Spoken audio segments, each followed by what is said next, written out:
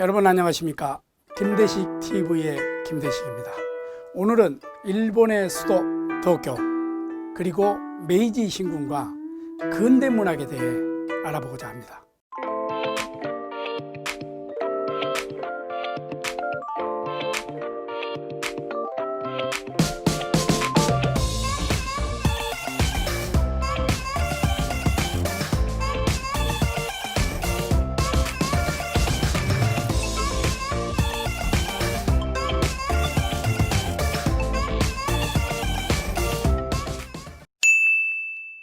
도쿄는 천황이 거주하고 있는 황궁을 중심으로 행정구역이 구성이 되어 있죠. 그러니까 23개의 구가 있습니다. 그리고 27개, 그러니까 27개의 시로 구성되어 있으며 도청 소재지는 여러분들이 잘 아는 신주쿠에 자리 잡고 있다.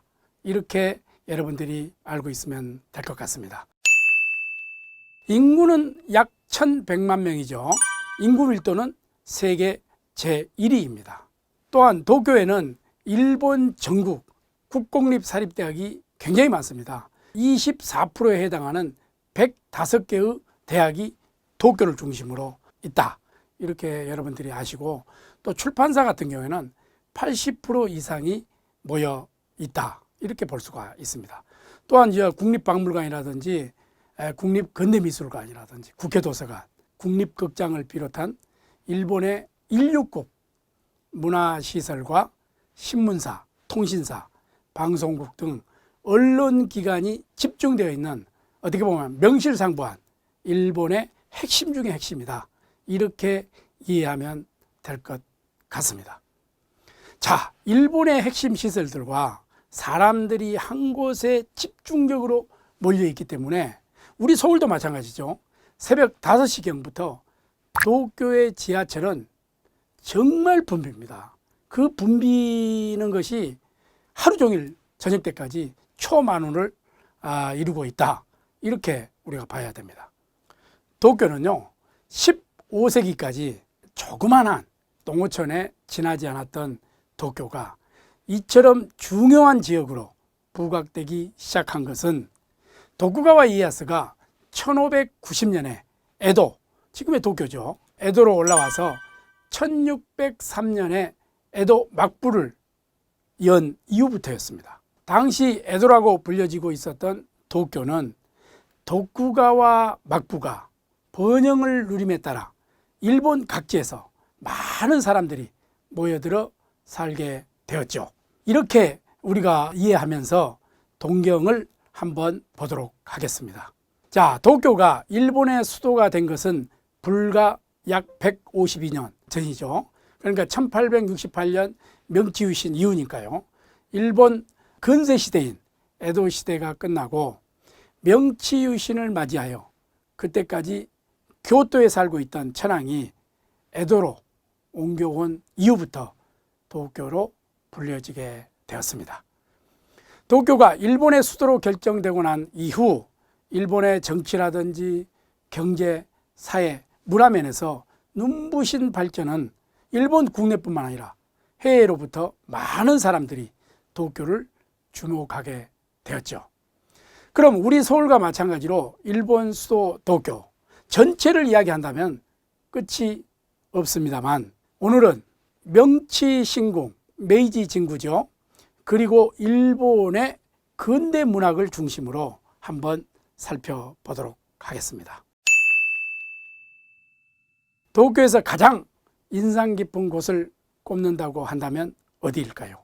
바로 이곳이다 라고 추천할 만한 곳을 정하기가 어렵다고 생각됩니다. 갑자기 도쿄 하면 생각나는 곳이 어디냐고 또 묻는다면, 일본의 천황이 살고 있는 황궁, 수많은 고서점이 밀집해 있는 간다, 항상 활기가 넘치는 신주쿠, 상업지역인 긴자와 시부야, 젊은이들의 유흥가인 롯본기, 그리고 관청가인 가스미가세키, 비즈니스 지역인 마루노우치, 여러 지역들을 아마 여러분들이 들어본 적이 있을 것입니다. 그러나 명치신궁 하면 글쎄 이렇게 이야기할 것입니다. 일본을 연구하고 있는 우리가 왜 명치신궁을 알아야 하는가 의문시 되겠지만 우리나라와 역사적으로 관계나 문화적으로 꼭 짚고 넘어가야 할 부분이기 때문이라 할 수 있습니다. 명치신궁이 있는 장소는 도쿄 중심부를 이 온을 그리며 돌고 있는 전철이 있어요. 그 전철을 우리가 야마노테센 이렇게 이야기합니다. 그 야마노테센의 하라주쿠 역에서 내리면 바로 나옵니다. 하라주쿠는 한마디로 한국의 서울의 압구정동이라든지 부산의 남포동이라든지 서면, 서울의 홍대거리 이런 비슷한 느낌을 주는 곳이죠. 도쿄 패션의 첨단을 걷는 젊은 사람들이 속속 모여드는 젊음의 거리인데 이 하라주쿠역 바로 옆에 명치신궁이 자리 잡고 있습니다. 일본은 수상을 수반으로 하는 내각 책임제죠. 그 내각 책임제 정치체제를 채택하고 있습니다. 천황이 일반 사람과는 달리 신과 같은 존재로 군림하는 나라죠. 세계에서도 아직도 왕이 남아있는 나라는 영국과 스페인 등이 여러 나라가 있지 않습니까? 일본도 일본의 천황은 실제로는 막강한 권력을 갖고 있지 않지만 아직도 옛 전통을 고수하며 일본 국민들로부터 신과 같은 존재로 떠받들어지고 있기 때문이다. 이렇게 이해하면 될 것 같습니다. 일본 헌법 제1조에 천황은 일본국의 상징이고 일본 국민 통합의 상징이다. 이렇게 되어 있지만 명치 천황이 있었던 명치시대 때에는 천황은 인간이 아닌 살아있는 신으로 신격화되었죠. 입헌군주제 형태의 통치권을 행사했습니다.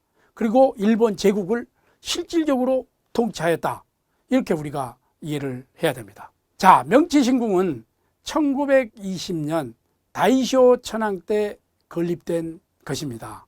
명치 천황과 소헌 황태후의 덕을 기념하기 위해 세운 신궁이다. 이렇게 우리가 알고 있으면 될 것 같습니다. 현재 명치 천황과 소헌 황태후를 제사 지내는 곳이다. 또 신궁의 유물관에는 천황과 관련된 유품들이 많이 소장되어 있습니다. 명치신궁 입구에서부터 검은색의 작은 자갈이 깔린 그 참배로가 곧장 나오고 있는데요. 신궁 참배의 입구에는 삼나무로 만들어진 높이 12m나 되는 일본 최대의 목조로, 그러니까 나무로 되어 있다는 거예요. 토리가 있습니다. 신사 입구에 이렇게 하늘천처럼 이렇게 세워진 거 있죠. 이것을 일본어로 토리 이렇게 이야기를 합니다. 이 참배로를 따라 약 10분 정도 걸어가다 보면은 이 본전, 그러니까 본당이 나오기 전에 오른편에 샛길이 있는데 그 길을 지나서 걸어가다 보면 명치신궁 그 정원이 나옵니다. 혹시 여러분들이 이제 도쿄에 가시면은 명치신궁의 이런 정원을 한번 걸어볼 필요가 있습니다. 왜? 일본 문화를 알기 위해서 그렇습니다. 거기에 이제 가쿠 운테이라든가 기요마사노 이도 등이 바로 그곳입니다. 별장 같은 일본식 집과 아기자기한 일본 스타일의 정원이죠. 그리고 커다란 잉어들이 살고 있는 그 작은 연못 등을 산책하기에 아주 좋은 곳이다. 이렇게 이야기할 수가 있습니다. 이곳에서는 이 도심 속의 자연이 보여주는 계절의 아름다움을 마음껏 느낄 수 있는 곳이죠. 명치신궁은 매년 1월 15일에 여성을 위한 축제가 열리고 11월 15일에는 어린이를 위한 화려한 축제가 이곳에서 열립니다. 그리고 이제 본전이죠. 본당은 한국의 사찰과 비슷한 분위기를 가졌다. 이렇게 볼 수가 있어요. 그리고 일본식 건물에 한국의 어떻게 보면은 창덕궁에 있는 것과 같은 그 수백 년 된 듯한 이 커다란 이 적송이죠. 이런 이 적송이 신궁 건물 앞에 우뚝 이렇게 서 있습니다. 그러면 명치천황의 죽음과 일본 근대 문학에 대해 어떤 관계가 있는지 한번 알아보도록 하겠습니다. 일본 근대 작가에 있어서도 명치천황의 죽음은 커다란 충격이었습니다. 특히 일본 근대문학의 아버지라고 불리고 있는 모리 오가이, 나스메 소세키 이런 작가 등은 명치천황의 죽음에 충격을 받아 자신들이 받았던 충격과 당시 일반인들이 느끼고 있었던 천황의 죽음에 대한 인식 등을 작품에 그대로 묘사하고 있습니다. 특히 우리가 잘 알고 있는 나스메 소세키의 작품 이 마음, 고코로죠. 이 고코로에는 명치천황에 대해 각별하게 생각하고 있었던 그 당시 일본인들의 마음이 표현되어 있다 하겠습니다. 또한 명치천황의 죽음에 대해 당시 일본 국민들이 느꼈던 충격의 정도를 가늠해 볼 수 있는 부분이 있어 잠깐 그 작품을 소개하고자 합니다. 그러던 중 한여름에 명치천황이 서거하였습니다. 그때 나는 명치의 정신은 천황으로 시작하여 천황으로 끝난다는 생각이 들었습니다. 명치의 영향을 가장 많이 받은 우리 세대가 그가 없는 이 세상에 살아 있다는 것이 부끄럽게 생각되기도 했습니다. 나는 그런 내 심정을 아내에게 그대로 말했습니다. 그러자 아내는 웃기만 하고 아무 말도 하지 않다가 갑자기 무슨 생각이 났는지 그러면 순사라도 하지 하며 나를 놀렸습니다. 나는 순사라는 말을 거의 잊고 있었습니다. 평소에 그다지 쓸 일이 없는 말이라서 기억이라는 창고 속에서 그저 썩고 있다고나 할까.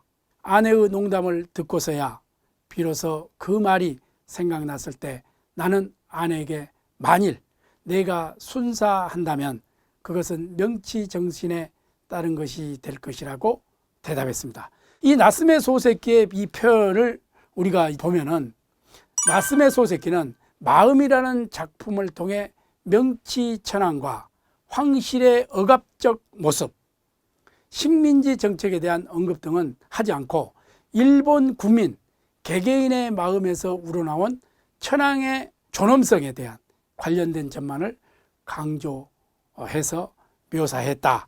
이렇게 우리가 볼 수가 있습니다. 오늘날까지 나스메 소세키 그 마음, 고코로에 묘사한 명치정신은 내용 해독의 문제를 둘러싸고 많은 연구가 지금 진행되고 있죠. 서로 갑론을박을 하고 있는 겁니다. 한국에서 성장한 우리나라 사람들이 이 명치천황의 죽음과 일본 국민들의 그 순사의식을 이해하는데 일본 사회문화에 대한 연구가 필요할 것 같다는 생각이 듭니다. 자, 그러나 아무리 일본인에게 존경받고 신격화된 명치천황이었다 하더라도 청일전쟁과 러일전쟁 때 스스로 전쟁 지휘에 나섰던 천황임에 틀림이 없는 건 아닙니까? 그리고 한국과 대만을 식민지로 만든 장본인이 명치천황 아닙니까? 우리 국민과 대만 국민들의 비롯한 동아시아의 여러 나라 국민들에게 커다란 압박을 가했던 사람이 바로 명치천황이다. 우리는 이렇게 알고 있으면 될 것 같습니다. 일본이 명치천황 시대 이래 신과 같은 절대 권력을 갖고 있던 천황이 권력을 잃게 된 것은 제2차 세계대전 당시 일본이 패전국이 되었을 때였습니다. 전쟁에서 승리한 연합국은 효과적인 점령 정책 수행을 위해 천황에게 전쟁 책임을 묻지 않았습니다. 그 대신 천황의 실질적인 권한을 박탈하고 국민 통합의 상징으로서 형식적인 국사만을 맡게 했던 것입니다.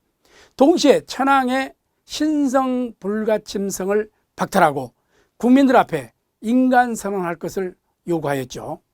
그리하여 당시 쇼와 천황은 1946년 1월 1일 조서를 발표해서 스스로 신격성을 부정하기에 이르게 되죠. 이 조서에서 쇼와 천황은 나와 여러분들 국민과의 유대는 시종, 상호 간의 신뢰와 경애에 의해서 맺어지고 있으며 천황으로 하여금 현 어신으로 생각하는 가공적인 관념은 버릴 것을 요구하였던 것입니다. 상당히 역사적인 하나의 발언이었죠.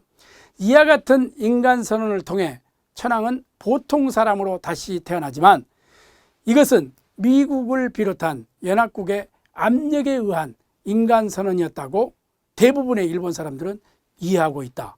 우리가 확실히 알고 이해하면 될 것 같습니다. 오늘은 여기까지 하겠습니다. 감사합니다.